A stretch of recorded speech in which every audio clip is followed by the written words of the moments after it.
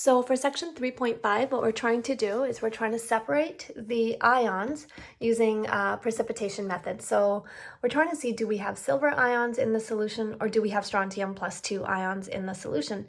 So what we're going to do is we're going to use our solubility chart, and we're just going to set up a table with the positive ions at the top there and some negative ions that we choose from this list.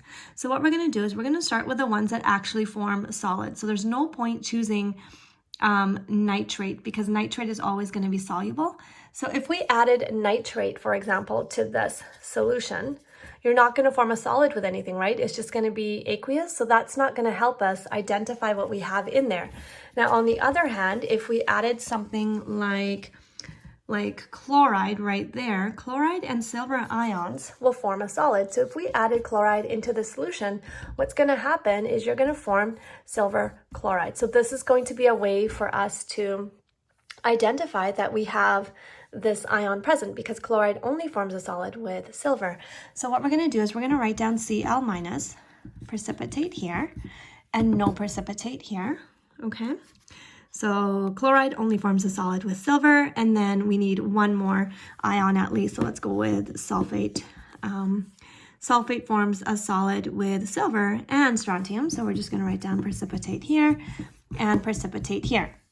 So now what we have to do is we have to set up a procedure to explain what we've just kind of done here. So step 1 in this procedure is going to be add concentrated. The reason why you want to add concentrated chemicals is so you remove all of these ions completely out.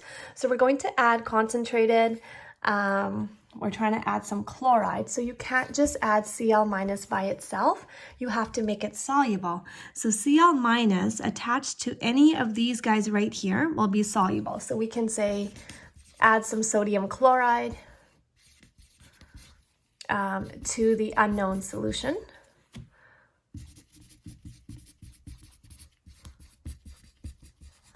Okay, and then we're going to have if precipitate forms, then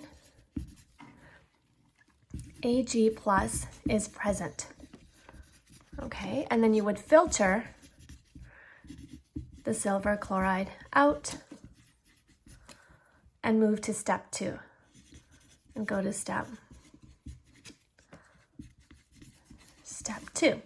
Now, if no precipitate forms, so if no PPT forms when you're adding chloride into the solution, that means Ag plus is not present at all. Okay, so if it's just aqueous, so if no PPT forms, then no Ag plus present.